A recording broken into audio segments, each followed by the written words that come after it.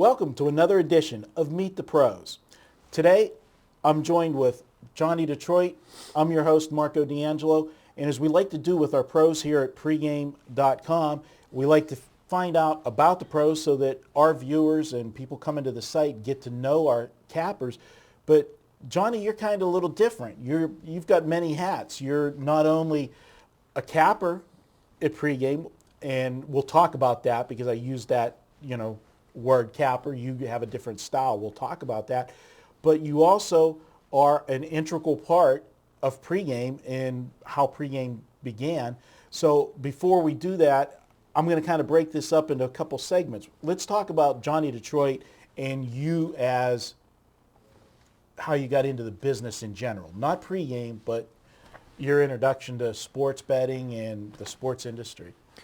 Well, sports betting is, anywhere from Metro Detroit might know what I'm talking about. There was a little pie shop restaurant on Wayne Road called Blazo's Restaurant and Pie Shop, and it was my first job. I was slinging dishes in the back, and there was this old Polish mean guy who used to cook, and he was always barking orders and being mean to me. And one day, I saw he had these little white tickets out, 4 teams, ties loose, kind of like, whoa, what's that? So he explained it to me, and I was betting, like $5 hitting 3 out of 4, and one thing led to another, and I brought up the fact that, my aunt's father was a bookie. He owned I could tell the story now because he's passed. He owned a place called Leisure Book Mart over on Warren Avenue in Detroit, and he was an old school bookie guy. And I mentioned that he, basically was in the family. So ever since then, he started being nice to me. So I was playing the football cards, and as everyone else, that's kind of usually how you get started. So I was hitting the 3 out of the 4, and, then he's like, well, you could bet these games straight. I'm like, really? Well, I hit 3 out of the 4. I could hit 70%. I'm going to be rich, at my $10 a game. So I remember my first bet to this day is I actually called on a payphone, and it was the Raiders, I think, playing Denver, and it was snow, which at that time I thought I was the only person in the world who knew it was snowing. So the obvious bet to me was the under. Not on the bookmaker, was able to check the weather too. And I remember calling Ed from a payphone. I feel old saying that, from a payphone. And I said, I want 10 on the under. And he pauses and he goes, 10 big ones. I said, yeah, 10.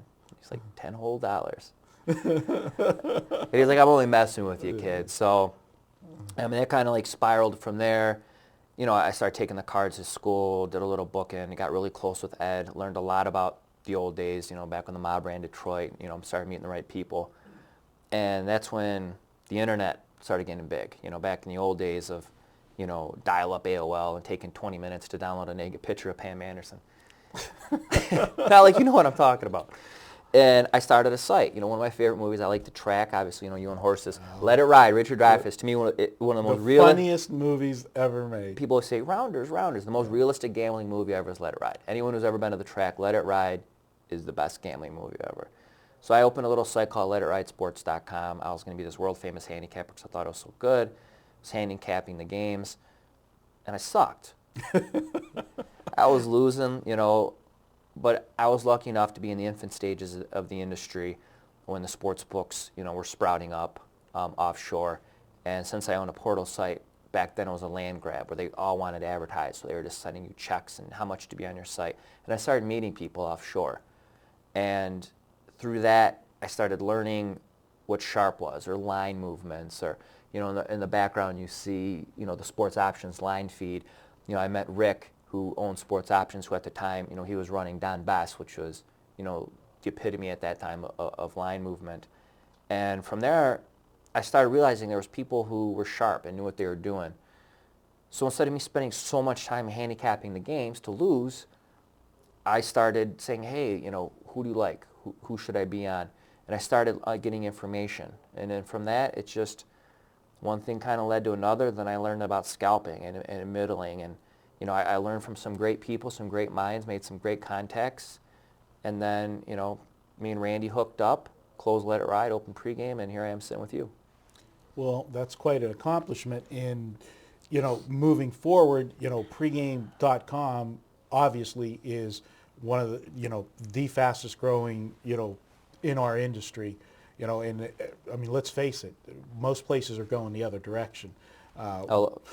Yeah, a lot of people I know, and no disrespect to a lot of people I'm friends with in the industry, but there's a lot of people when I started with Let It Ride aren't around, And, to give RJ some credit, is two big things in my life that got me to this point where him is, at one point I was an investigator at Ford Motor Company. I was making really good money. I was single.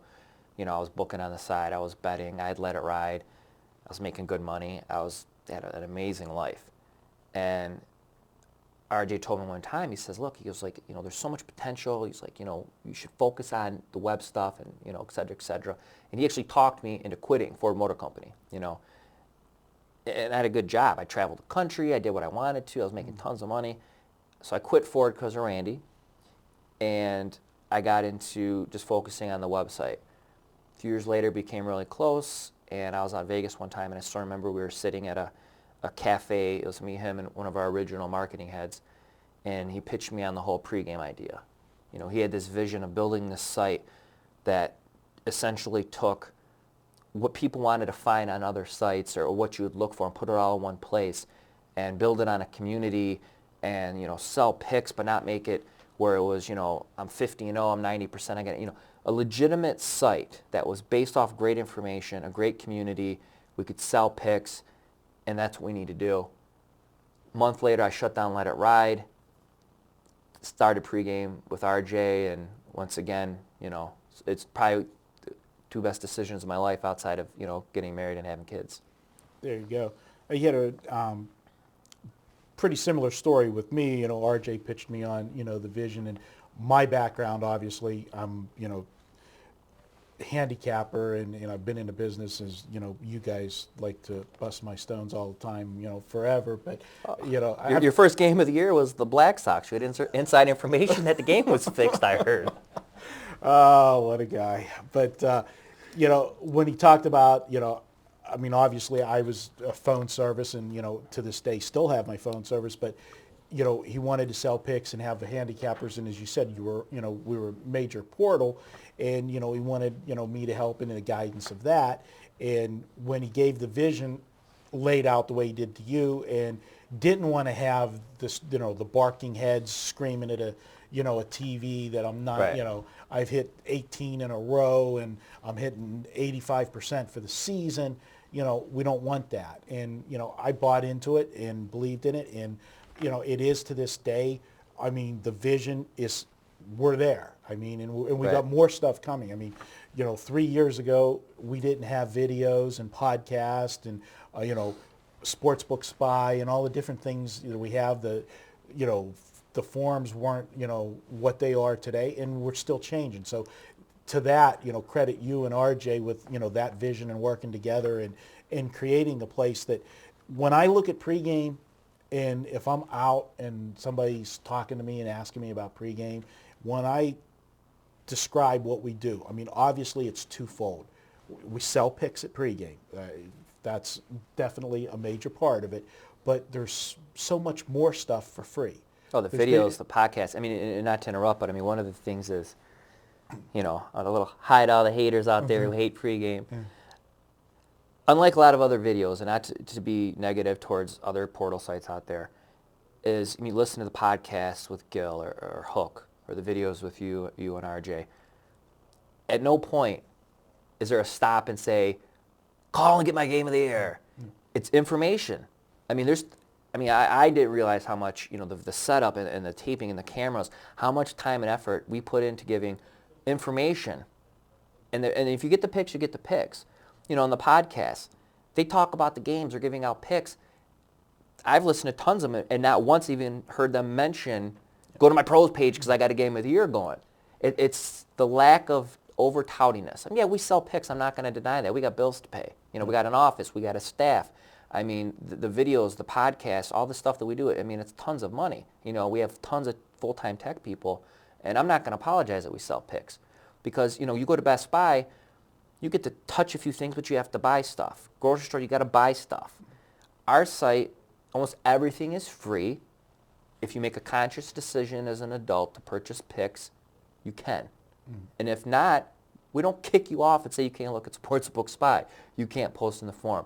So, I'm very proud of what we've built.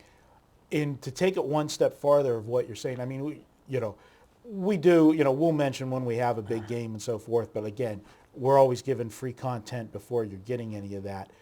But the free content, it's a level beyond. It's not only do we just sit here and talk and I'll say, hey, take so-and-so minus the points. When we're doing this, we're teaching. And, I do these podcasts, but I also do, do the video podcast, do radio shows.